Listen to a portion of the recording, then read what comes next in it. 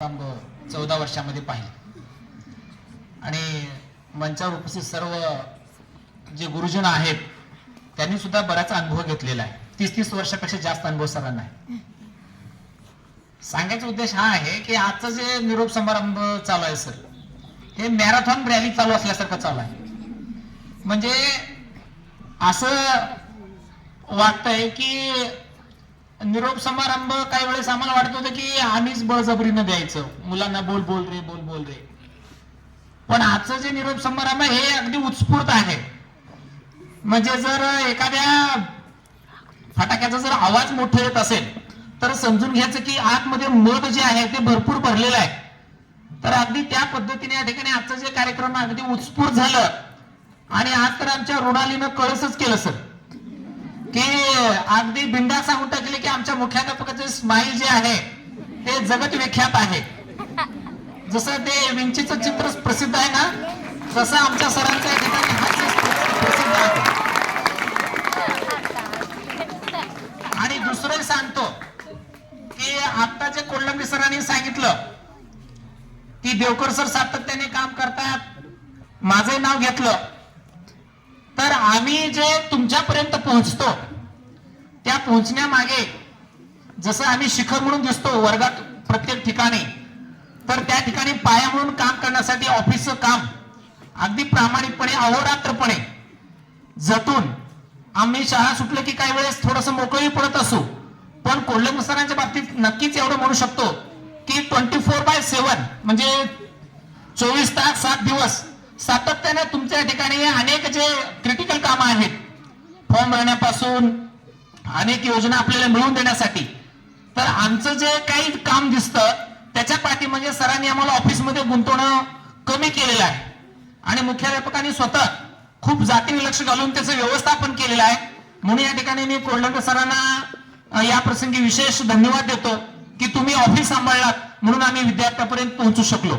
जे काही विद्यार्थी आज आमच्या समोर बोलतात, जे काही विचार घेऊन येत आहेत, आणि बरेच विद्यार्थ्यांनी तयारी करून लिहून अगदी व्यवस्थित 5 वर्षाचं वर्णन तुम्ही मांडलेलं आहात. हे सगळं जे आहे हे एक टीम वर्क आहे. आमचे मतभेद होतात, तुमच्यासारखं चिडचिड होतं, सगळं होतं, पण शेवटी आपल्याला आउटपुट द्यावं लागतं. तर ते आउटपुट ही आमची शाळा आहे. विद्यार्थी संख्या आपली कमी आहे, पण जेवढे काही विद्यार्थी आहेत ना ते गुणवान होतील यासाठी आमचं संपूर्ण टीम झटत असतं. आणि ज्या ज्या स्पर्धा बाहेर आम्ही जात असतो त्या सगळ्या स्पर्धेमध्ये या ठिकाणी वर्ग सांभाळणारे सगळे शिक्षक, मॅडम, सगळेच म्हणजे 5 ते 7 असतील किंवा वरच्या गटातील सगळे असतील, सगळ्यांचं खूप मोठं सहकार्य असतं. तर हा आजचा 2026 जो 10वीचा बॅच आहे तो आमच्यासाठी स्पेशल आहे, विशेष आहे. अनेक लहान मुलं 6 वर्षा अगोदर आमच्या शाळेमध्ये त्यांनी दाखल झाले. थोडक्यात आपण त्यांना म्हणू की ते शेंबडी असताना आमच्या शाळेत आले आणि त्यांना आम्हाला सांगावं लागत होतं की बाबा नाक साफ कर, जाऊन पाणी पे. त्यांना बसायचंच माहित नव्हतं.